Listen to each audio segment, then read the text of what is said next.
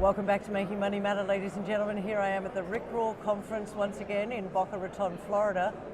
And I've managed to catch one of the busiest guys before he snuck away, Mr. Jim Rickards, who is the editor of Strategic Intelligence. He has literally just come off stage from doing a keynote presentation. It was really interesting. So for those of you that don't know, he is the editor of Strategic Intelligence. He's also a prolific author. I have all of his books. The one I don't have is Money GPT, which is his latest book, which was published in 2024, which is all about having a look at artificial intelligence and its impact on the economy, but also society at large. So something I'm really going to look forward to reading. Haven't got there yet, so guys, go to Amazon.com and go and get his latest book, because all the other ones I've read, such as The Road to Ruin, The New Case for Gold, what are Currency Wars. Currency Wars was a great one as well. So we're not going to get through all the books today, but what we are going to talk about is tariffs. We're going to talk about his new book. Jim, thank you so much for taking the time to chat to me today. Glad to be with you, Carrie. Yeah, always good to see you. Now, you've just literally come off stage. Yep. One of the things you spoke about, and it is very topical at the moment, is the tariff. Like, a lot of people like to call it tariff wars. Yep. You don't see it like that, because you say it's nothing new, it's happened before, and in fact it can be a good thing. That's exactly right. So I was really doing two things in the presentation. One is I'm trying to rebut this notion that Trump doesn't know what he's doing, everything is chaos, there's market uncertainty, somebody came up with this acronym, TACO, Trump always chickens out, et cetera. So the mainstream media, New York Times, CNBC, Bloomberg, all this is like, this is chaos in the White House, they don't know what they're doing. That is absolutely false. They know exactly what they're doing. Okay. I've been in touch, interacted with a lot of the members during the transition, the Trump transition team, people in the White House today. I understand what they're doing. It's not a secret. There were actually papers on it you can read by Steve Moran, chairman of the Council of Economic Advisors.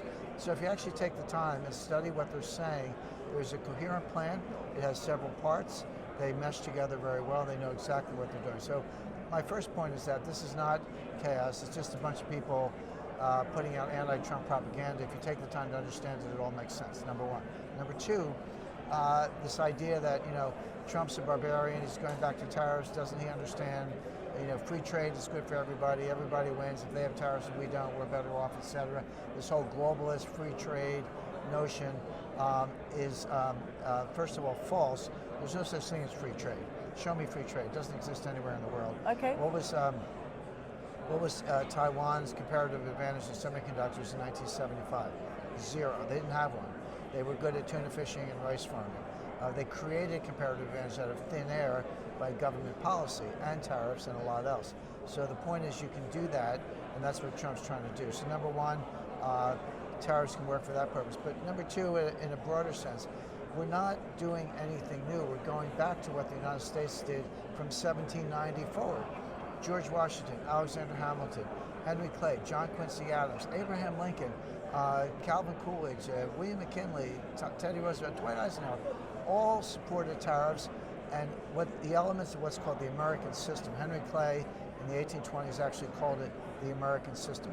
And it basically has high tariffs to create high-paying jobs, support U.S. industry, infrastructure investment. At the time it was canals, and then later railroads, and then later electrification. Today it could be AI data centers, but basically investment in infrastructure, strong military, not to run around the world invading countries, but to preserve U.S. interests, particularly forward deployed with the U.S. Navy. And that system is what really made America great, not in the last couple months or the last couple of years, but from 1790 forward. We only abandoned that in 1962 with the Trade Enhancement Act of 1962. That's when all this free trade globalist nonsense took off. So Trump is not doing anything radical. He's not doing anything new. He's simply going back to a system that worked for over 200 years and trying to revive it. So when he says make America great again, it's not a slogan. It's getting back to George Washington and Abraham Lincoln. Now, I explain this to people, and we gave a lot of detail in the presentation, and they say, yeah, Jim, I kind of hear you, it makes sense, but, aren't you, isn't this going to hurt Brazil, or hurt China or maybe hurt Australia, et cetera? And my answer is, yeah, too bad. That's their Too problem. bad, too sad. Exactly. It's Xi Jinping should make China great again. Lula should make Brazil great again. That's their job. Trump's job is to make America great again. So these are very positive for America. It could hurt trading partners, but let them figure it out. Lower their costs, get rid of regulation, get rid of the Communist Party. Those are heavy lists, but I'm not saying they'll happen soon. But I'm saying that's their problem, not ours. We're going to, and then by the way, just to be clear, Trump is saying to the world, you can sell anything you want to any American with no tariffs. Yep. You have to build it here. Build it here, meaning the United States. Put your factory in the United States and sell tariff-free. That's the solution. I think some of the, I guess, not confusion, but potentially chaos is because he keeps changing from it's going to be a 20% tariff and it's a 100% tariff and then it's 50%. Why is he doing that? Why is it sort of up and down and sideways and creating a bit of confusion? Well, it's the art of the deal, but I would say look through that, and you're absolutely right. This feeds this narrative that they don't know what they're doing. They know exactly what they're doing. Yes, it is 150, and then it's like, well, maybe it's only 50 or maybe it's only 20. That's just a negotiating tactic. It's not the way I personally negotiate. Yeah. It is a little volatile, for want of a better word, but you have to look through it and say, yeah, that's just negotiating, but what's the end game? The end game is tariffs. Trump already said we have a minimum tariff of 10% on everybody. Even if you're our best friend, you're getting 10%. Now, whether it's 20 in the case of Vietnam or 40 in the case of Chinese goods transshipped through Vietnam, et cetera, that remains to be seen. But look through the day-to-day headlines, which are, a lot of which are, true to an extent, a lot of propaganda, and look at the end goal, which is tariffs on everybody, investment in the U.S., high-paying U.S. jobs, increased consumption, increased growth. So tariffs are here to stay. You think that's a good thing. Yep. People need to stop focusing on the negative and look at what the bigger picture is. Well, I can't think of the negative of tariffs. Tariffs are a positive.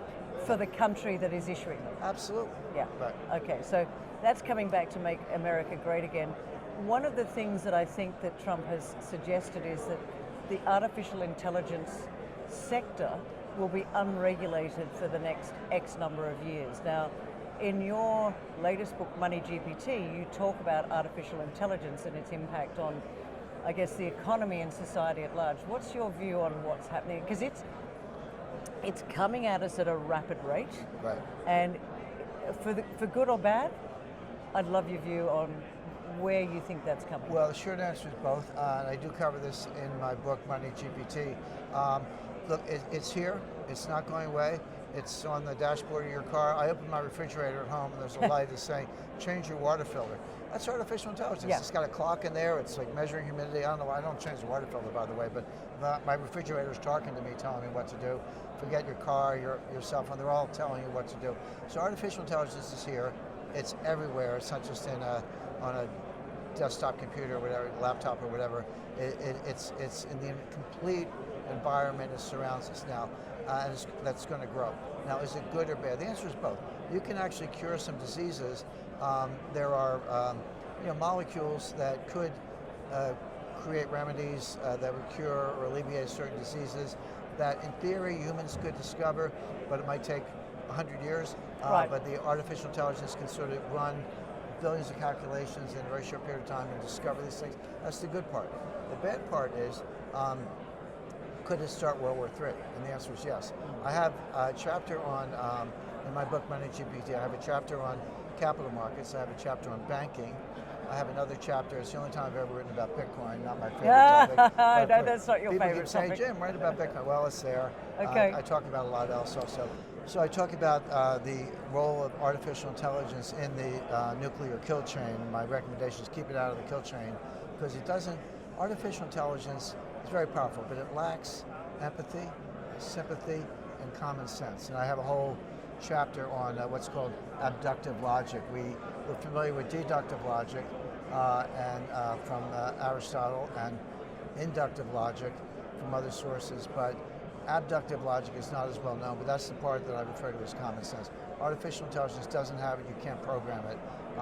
So my conclusion is that we will never, there's a lot of fear about what's called artificial general intelligence or super intelligence, where humans would be to the computer as gorillas are to humans. They would be the master and take over the universe. Okay. That's hypothesized, but I explain why that almost certainly will not happen. We're already seeing kind of the limits of artificial intelligence at this point. So that's the hope from it. Hang on a second, you just said we're seeing the limits of artificial intelligence. There's a limit? Yeah, because of not just energy usage, but it's a little bit complicated, but so artificial intelligence, how is it created, how does it work? They have what they call large language models, where they basically turn the computer program loose on the internet. I mean, they train it on the internet. You can buy the internet. Yeah. I don't know how much it costs, but you can buy the whole thing. Well, what's happening is that output of artificial intelligence is going into the training set. So you have artificial intelligence training on matter that includes the output of other artificial intelligence. And the science is very good that actually, I compare it to making a nice rum and tonic. You know, you say, well, I want a bigger drink, so I'll pour in more tonic. Okay. Keep going, you don't have a drink anymore. You're diluting the rum. You've diluted it. Right. And artificial intelligence output with its flaws dilutes the quality of the training set, and pretty soon these programs go crazy. They actually don't. They can't compute any more than they just blow up in effect. Okay. So so that's the good news, but the bad news is short of that, it is here and it's evading a lot of systems. I talked to a guy, very, very successful Silicon Valley entrepreneur, sold companies, etc., but also ran the CIA's venture capital firm, something called InQtel. The CIA, the CIA has a venture capital firm. Correct. It's called InQtel. Intel, intelligence, but Q is from the guy in James Bond who always had the So InQtel, a little bit of a play on words. But he has a foot in Silicon Valley and a foot in the CIA. Probably the most informed person in both worlds, not one or the other, but both.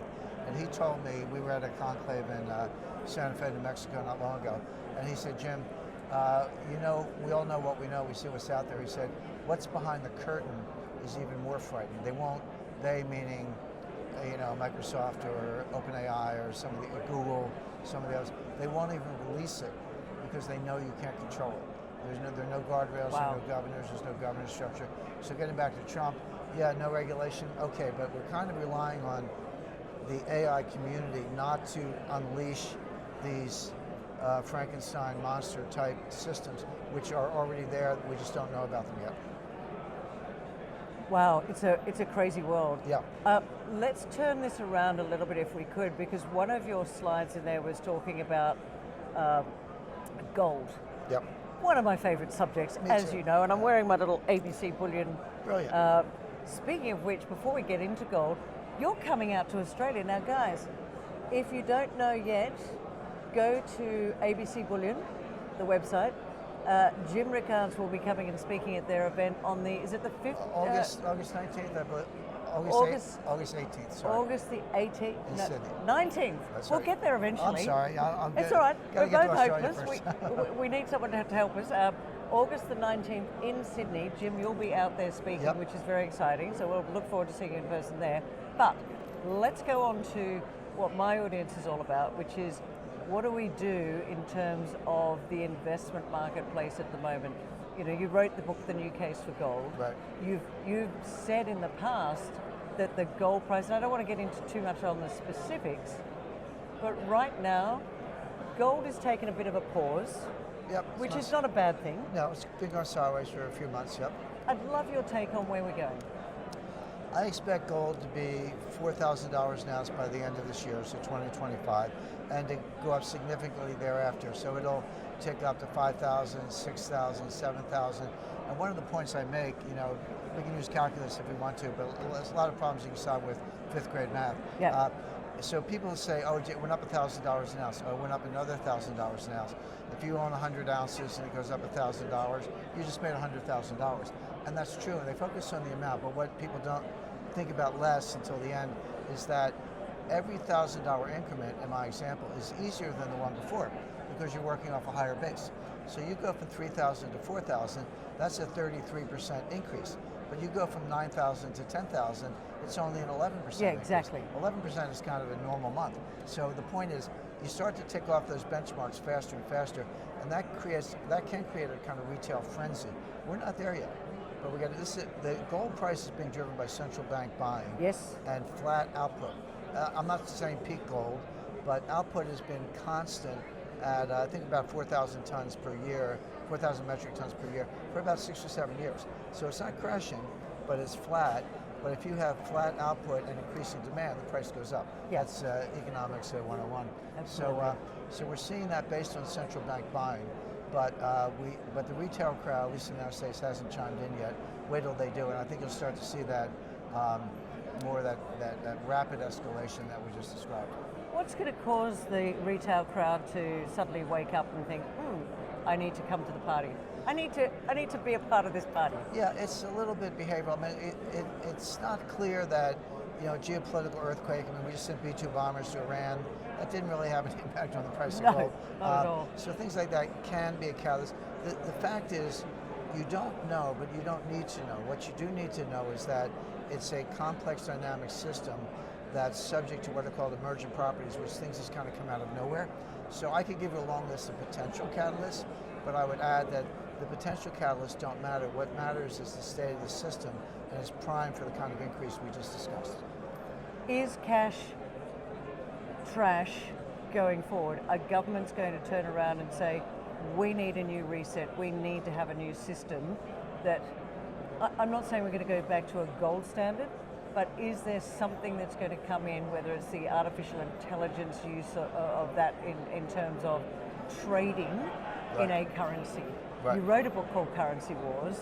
Talk to us about where you think that's going. Yeah, cash is not trash. In fact, I recommend 10% allocation to gold and investable assets, but I also recommend a 30% allocation in cash. How much? 30% in cash. Has that changed recently? No, it hasn't. I've been with that for a long time, yeah. Okay. So I have, whatever, 10% gold, et cetera, but I also have a large slug of cash. And by the way, who has more cash than anyone? Warren Buffett. Warren Buffett has $350 billion in cash, the most he's ever had. Why does Warren Buffett have $350 billion in cash? He sees what I see and what others see, which is the stock market is a bubble. Now, I'm not saying go out and short the indices because the bubbles can get bigger. People say you can't spot a bubble. That's nonsense. Bubbles are easy to spot. What's difficult is knowing when they're going to pop. Timing. The timing, exactly. So don't short the index because you can lose a lot of money being right. But it will pop, and when it does, first of all, people with cash, they will not lose a nickel because they're not in the stock market, at least not to that extent. And you can go shopping. You're the one, you're not selling assets in distress, fire sale. You're the one with the cash, I could buy this company or that company, et cetera. So that's how Buffett thinks about it, that's how I think about it. So cash is not trash. If anything, with regard to the US dollar, far from money printing, I mean, the Fed's kind of irrelevant, but far from that, there's a global dollar shortage. When you see China selling treasury securities, and they have been, the mainstream narrative is, they're getting out of the dollar, they're dumping treasuries, they're running for the hills, etc. It's not true. They are selling treasuries or letting them run off, but they're doing it because they need the cash. People say you have dollar reserves. You don't actually have dollar reserves. What you have are reserves and securities denominated in dollars. Securities are not cash. If you want cash, you have to sell your treasuries to get the cash, which the Chinese are doing, but it doesn't mean they're dumping treasuries. They wish they had more. What it does mean is they're desperate for cash to prop up the currency and prop up their banks. So not only is cash not trash, it's in short supply. That's a very interesting. Now, I know that I don't have much time with you, but I want to just finish on this. The BRICS had a meeting this week as we're here at the Rickards symposium. Do they pose some sort of a threat going forward, or are they irrelevant? Neither. They're not irrelevant. They're very powerful. I follow them very closely. I don't think they pose a threat. This notion that the BRICS are going to come up with their own currency, maybe in 10 years, but not anytime soon. But the point I make, the BRICS already have their own currency. It's gold. And if they want to settle trade imbalances, they can settle them in dollars, even though they don't like dollars for other reasons, mainly because the U.S. has weaponized it. I told the U.S. government, I teach financial warfare at the U.S. Army War College, and I told government officials, lieutenant colonels, people of the State Department, CIA, I told them, I said, this U.S. economic sanctions, the weaponization of the dollar will not only not work, it'll boomerang on the United States. Yeah. And I said that 4 years ago. Yeah. It's turned out to be true. The Russian economy is outperforming the U.S. Russian ruble is stronger than it was before the war in Ukraine. If Russia has an economic problem, it's a labor shortage because they're on a complete war footing. So everything we've done has made Russia stronger and the U.S. weaker. So the sanctions don't work, but we've been doing them anyway, and that's caused some fear about the U.S. dollar. But the BRICS don't need a currency. They have it. It's called gold, and it's one more reason why gold is going up. So with the BRICS focusing on gold, do you think there's going to be more attention on gold, which will eventually strengthen the price of gold? People need to be aware of that and be prepared, not scared. Yes, and get your gold now. Don't wait. Don't wait. No. Jim Rickards, it's been an absolute pleasure to speak with you today. I'm looking forward to seeing you next month in Sydney, and as always, I really appreciate your time. Thank you, Kerry. Ladies and gentlemen, if you enjoyed this, make sure that you subscribe to Making Money Matter. Hit the like, the subscribe button, and make sure you share this with others. And finally, I'd like to see all of you at the ABC Bullion event in Sydney on the 19th of August, where Jim will be the keynote speaker.